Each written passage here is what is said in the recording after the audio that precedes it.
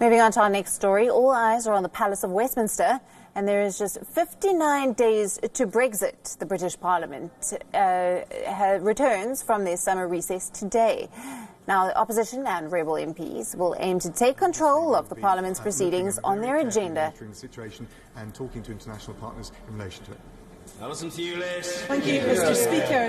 The large Kashmiri community in Glasgow Central are deeply concerned about their friends and relatives in Kashmir, particularly with the media blackout and the curfew that has been imposed. Can I ask what he's done to raise both of those issues? And I can ask further what he intends to do to ensure that the Kashmiri people have the right to self-determination. Yeah.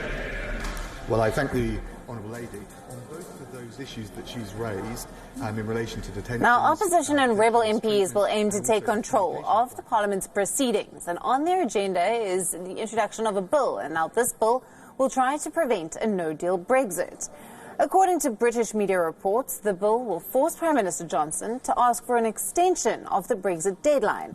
Now, the MPs want Brexit to be delayed until the 31st of January. Now, this is unless there is a deal or a consensus on a no-deal by the 9th.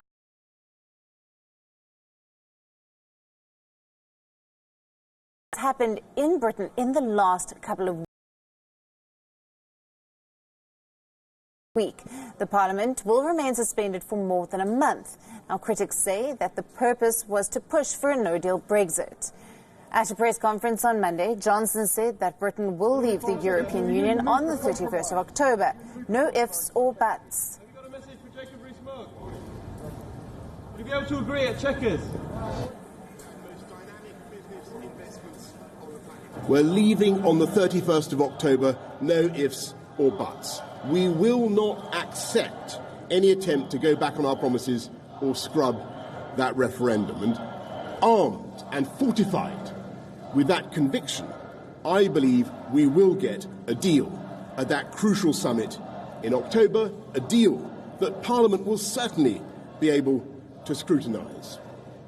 And in the meantime, let's let our negotiators get on with their work without that sword of Damocles over their necks and without an election. Without an election. I don't want an election. You don't want. The European Commission has said that a no-deal Brexit is now a distinct possibility, and the bloc has all EU citizens and businesses to gear up for Britain's departure on the 31st of October. I think we've had the opportunity to recall that our working assumption is that there will be Brexit on October 31st. Whether it's the most likely scenario, I would say that it is a very distinct possibility, which is precisely the reason why we do launch this final call tomorrow for everyone to be prepared in case a no-deal Brexit occurs, which remains and is not our desired scenario. So we continue to believe that the best outcome would be Brexit on the basis of the negotiated withdrawal agreement. Back in the UK, there are also talks of a snap election. Now, Boris Johnson has warned lawmakers that he would seek an election if they tie his hands on Brexit. Now, the opposition say that they have no problems with the polls. We want a general election, as do all the other parties. Under the Fixed Term Parliament Act, it's for the Prime Minister to introduce a measure on this or not. He hasn't done so.